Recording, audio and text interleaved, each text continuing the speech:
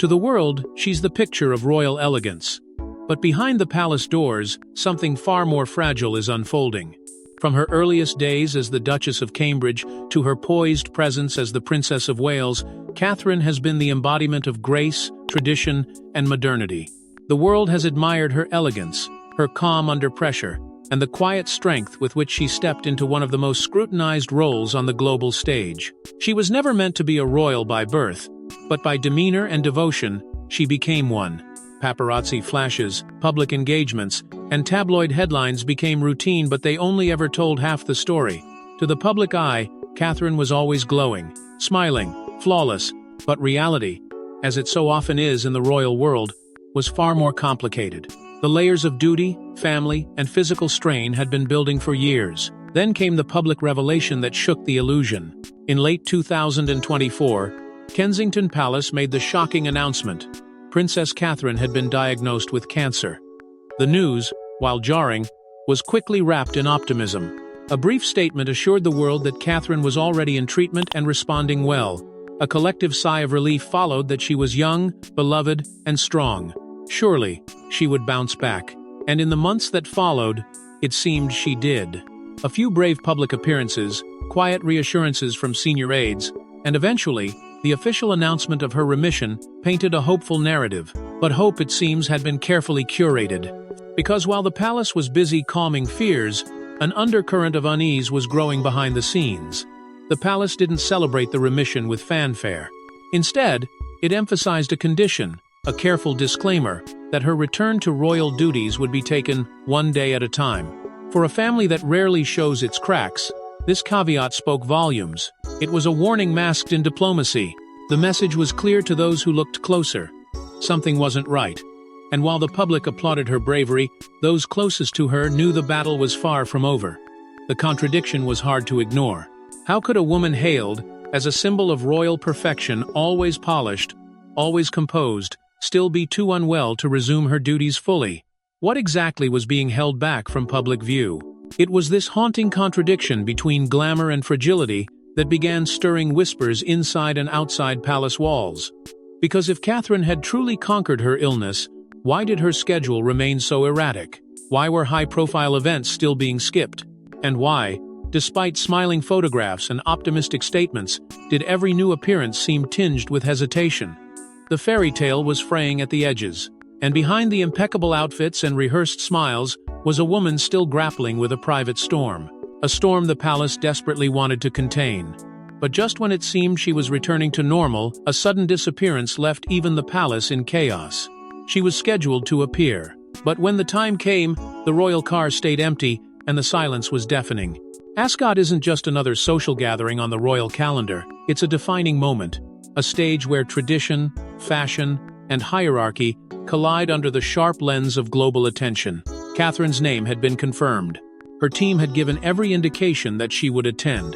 The expectation was set in stone. But when the gates opened and the world waited for the Princess of Wales to step out in full regalia, nothing happened. The absence was immediate and unsettling. There was no delay, no polite excuse, no carefully worded palace statement. Just a glaring vacancy that no one could explain. Behind the grandeur, the reaction was chaos. Multiple staffers, according to royal insiders, were left standing in confusion, whispering the same phrase again and again. "What is going on?" The words weren't spoken with annoyance. They murmured in disbelief. Because Ascot isn't something you miss lightly. It isn't the sort of event you back out of at the last minute. Not when you're Catherine. Not when the royal household has spent weeks preparing your wardrobe, your motorcade, and your seat placement.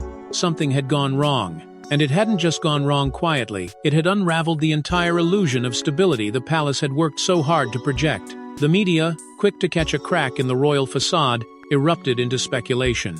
Tabloid headlines buzzed with theories. Was she ill again? Was there another setback? Was this the beginning of a new royal crisis?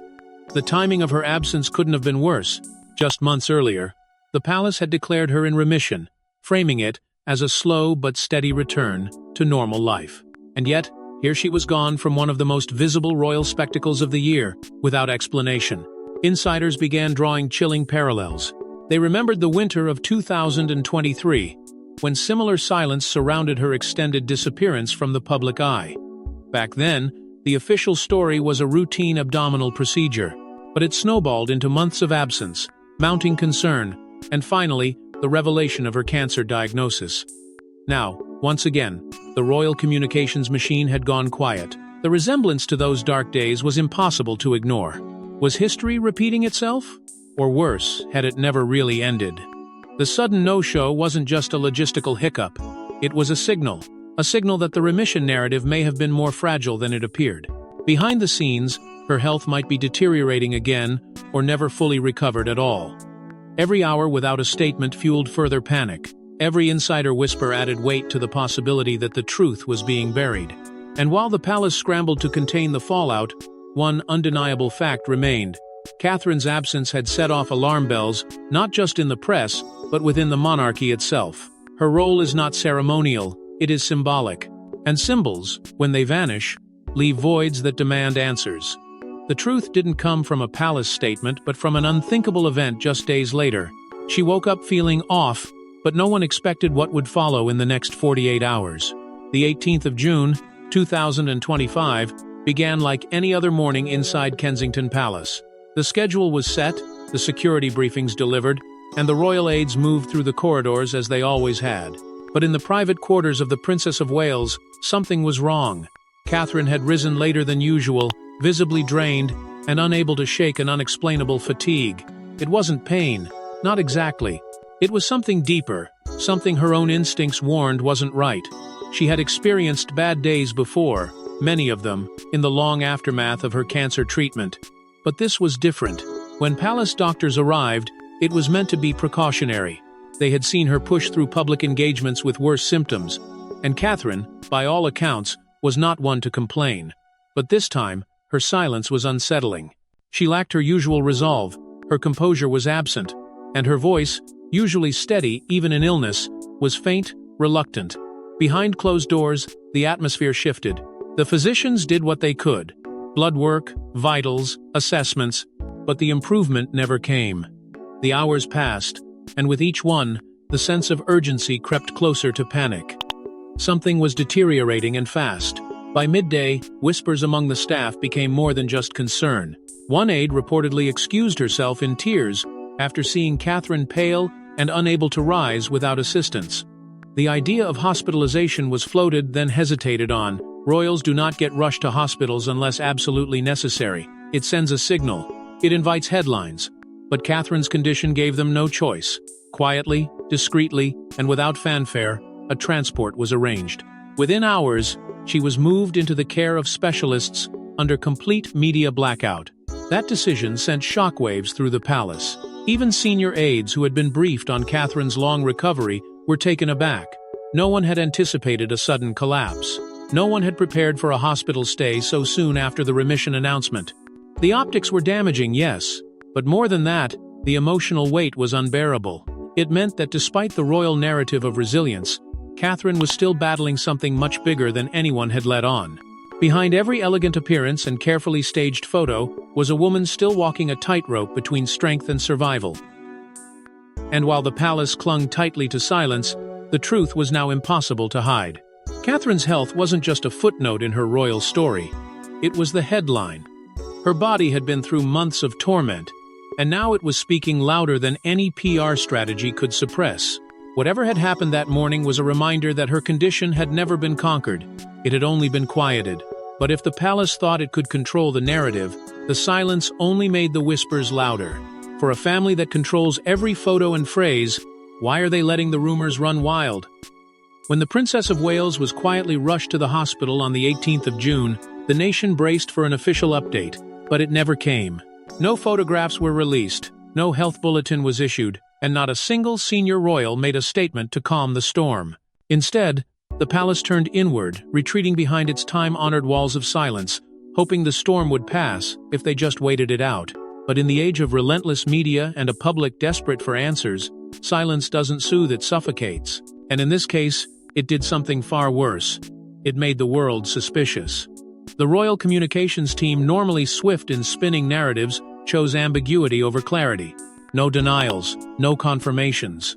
only vague reassurances issued off the record, passed like whispers between reporters and aides.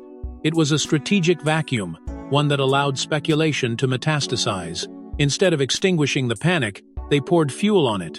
Questions began to mount, not just about Catherine's health, but about the integrity of the institution itself. Why was the palace so evasive? If this was just a minor setback, why the cover-up? And most damning of all was the remission announcement, ever the full truth? Then came the most unsettling blow. Concha Ka, a veteran journalist known for accuracy and discretion, broke the silence from outside. Her report wasn't based on palace press releases, it came directly from insiders, and it painted a grim picture.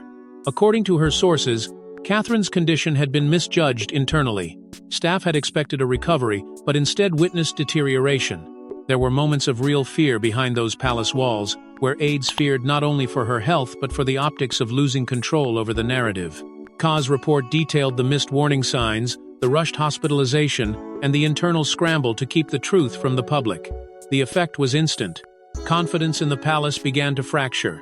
The public, once trusting and patient, began to voice doubt. What else had they been misled about? If Catherine was truly in remission, why were there no regular appearances? Why had she vanished from the summer schedule entirely? And why had her recent events been marked by cautious, almost ceremonial movements, as if she were being presented rather than participating? The secrecy did more than protect her, it isolated her.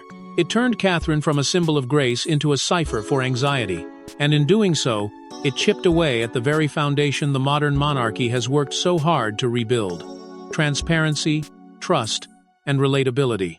The royal family had always relied on carefully curated images and brief statements to guide public perception, but this time, that strategy backfired.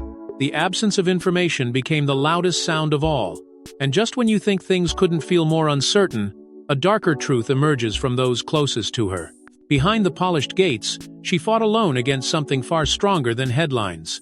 What the public saw was a woman stepping back into royal life with cautious optimism. What they didn't see was the 18-month war being waged in silence, an invisible, excruciating battle that stretched far beyond the official statements. Princess Catherine's struggle was not a straight line from diagnosis to remission. It was a labyrinth of setbacks, fatigue, invasive treatments, and emotional breakdowns that tested every ounce of her strength. While the cameras caught brief smiles and polished appearances behind palace doors, her reality was slipping into something darker and more desperate. Concha Ka's report didn't just confirm the rumors, it blew the lid off the palace narrative.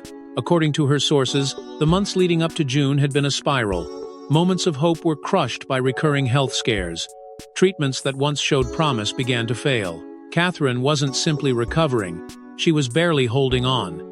There were nights when doctors were summoned in panic, and mornings when she couldn't lift herself from bed. Behind the royal image was a woman clinging to survival, forced to manage not just her deteriorating health, but the unbearable pressure of projecting strength to a world that would not accept weakness from a princess.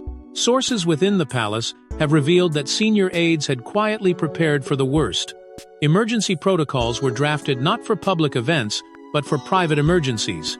The staff, once trained in managing logistics and ceremony, were now navigating hospital visits and late-night consultations. Her condition had grown so precarious that at one point, a contingency plan was discussed in case her absence needed to be explained in far more somber terms. These were not the whispered concerns of tabloid speculators, these were the internal fears of those closest to the royal family, people who had watched her slip in and out of medical care while the public was told she was simply resting. The toll wasn't just physical. Emotionally, Catherine had become hollowed by the fight. Every injection, every scan, every failed promise of improvement left its scar. The weight of duty, combined with the torment of an uncertain future, broke down even her famously composed exterior. She was exhausted, not in the way most people imagine, but in the way that leaves you numb. That kind of exhaustion doesn't go away with rest. It consumes everything: your ability to function, to connect, to hope. And yet, she endured it with a level of grace that no press release could ever capture. For the public, the word remission had sounded like victory. But now, the curtain has been pulled back, and what they saw was not a princess reborn, it was a woman surviving day by day, moment by moment, with no guarantees. Recovery was not a destination. It was a battlefield, and each day she opened her eyes was not a step forward, it was a reminder of how much she had already endured just to stay alive. And then, for the first time, she finally let the public in. She didn't speak much, but when she did, it was raw, real, and impossible to ignore. For months, silence had cloaked Catherine's suffering like a velvet curtain, elegant on the outside, but concealing a world of agony within. The palace released only calculated phrases. The media speculated endlessly. But when Catherine finally chose to speak, she didn't offer a press conference or a regal address. Instead, in a quiet moment shared through trusted channels, she uttered something so disarmingly human it cut through the noise with brutal clarity. There are good days and bad days. That simple, honest confession shattered the illusion of royal invincibility. It didn't come from a throne. It came from a place of exhaustion, of acceptance, of raw truth. Those words didn't merely describe her physical state. They revealed her soul. Catherine, known for her restraint and polished composure, had broken the unspoken royal rule of emotional distance. She laid bare the reality of living with an unpredictable recovery, one where triumph and collapse often happen within the same week. Friends close to her shared that in the days following two of the year's most demanding events, Trooping the Color and the Order of the Garter, Catherine was drained beyond measure. One source said she had simply reached her limit. Her body had performed, her smile had held, but internally, she was wrecked. The strength it took to endure those days came at a heavy cost. Behind the cameras, she was not celebrating success. She was collapsing from it. It was after those events that the reality became undeniable, even to her most optimistic aides. Catherine wasn't just recovering, she was surviving in cycles. Every step forward demanded a sacrifice. Each appearance stole from her reserves. And while the public hailed her as resilient, the emotional toll was more complex. She wasn't choosing strength over vulnerability. She was being forced to live in both, simultaneously. And it was in this contradiction that she found unexpected clarity. The emotional weight of pretending to be well, of fulfilling a role built on image and tradition, finally gave way to something deeper. Catherine began to realize that true strength wasn't found in meeting expectations, it was found in honoring limitations. She no longer measured her value in public appearances or headlines. She began to prioritize health, presence, and peace. The cancer, the treatments, the exhaustion they had stripped her of the illusion that duty could come before self, and in that raw awakening, she found purpose.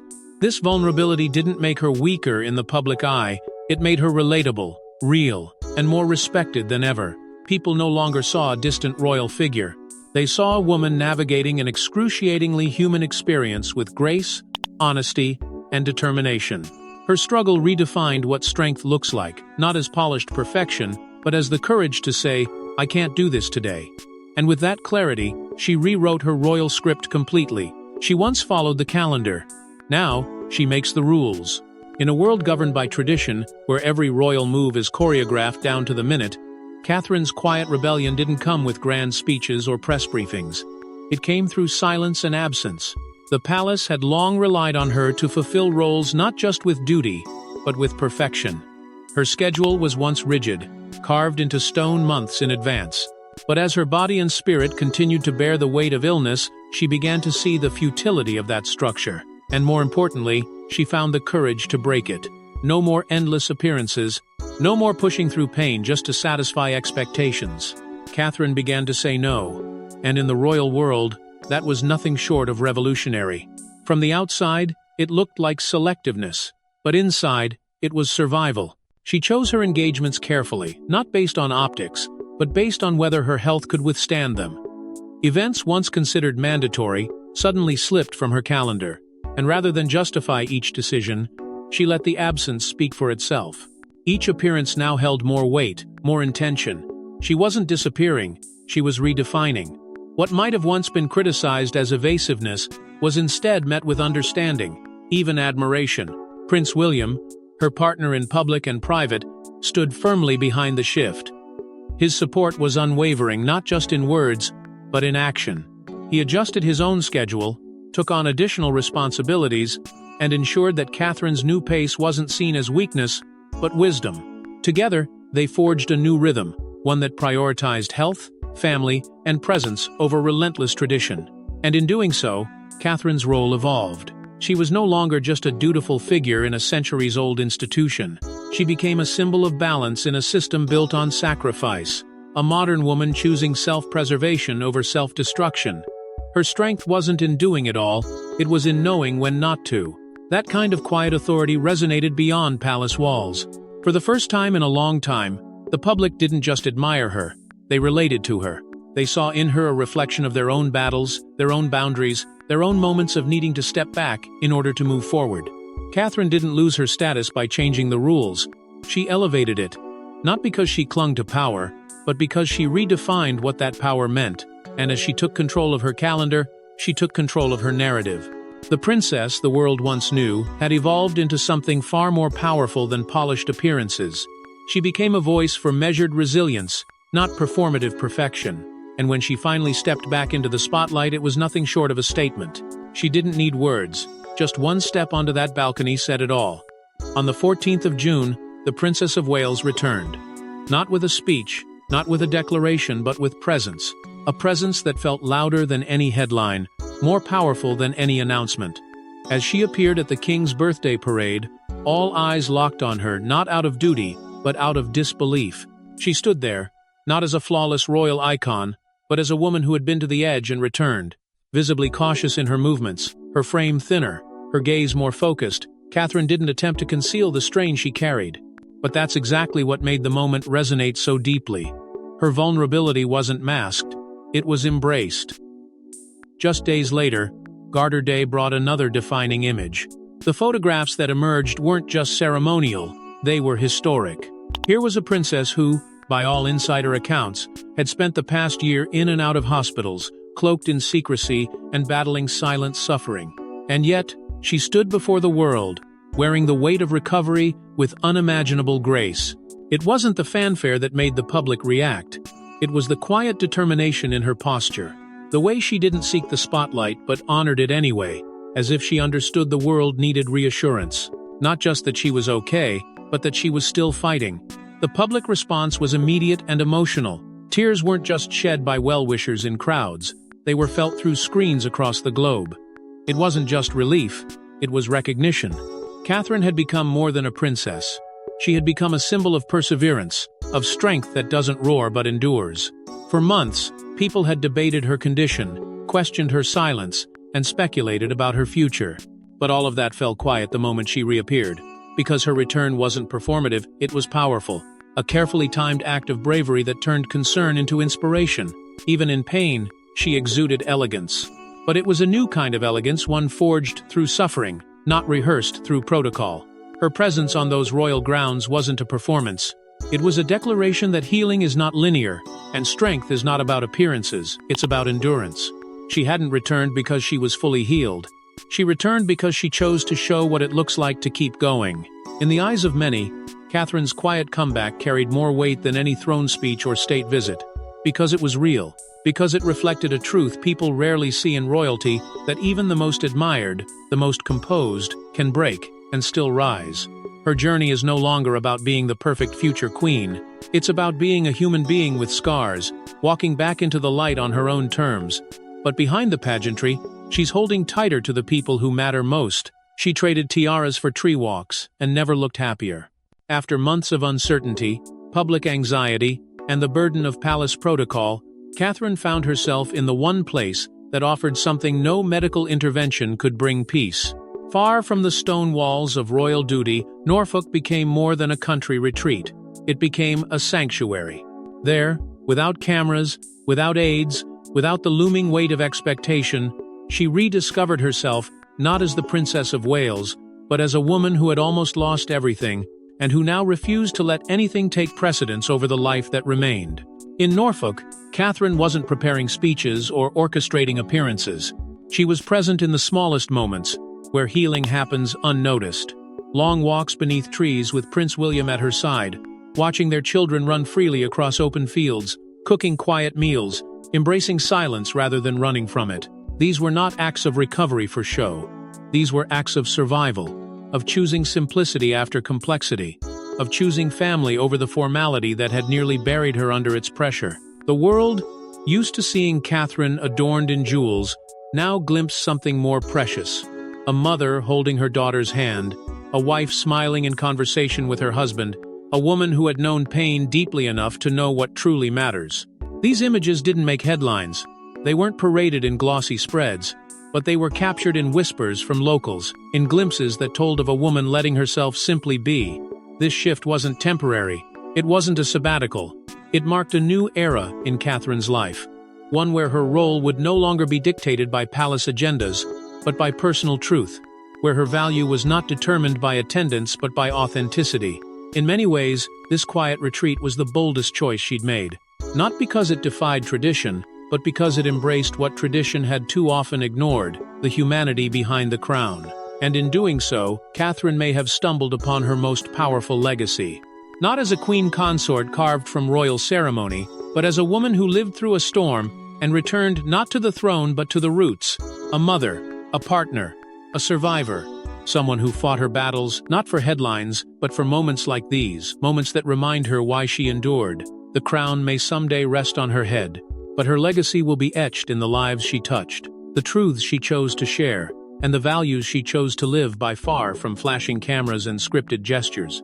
And for the first time, that legacy doesn't need to be spoken. It's felt in every quiet, honest moment she now holds close. Yet the story doesn't end here, because the silence has one final chapter left. Thanks for watching. Don't forget to like and subscribe, and we will see you in the next one.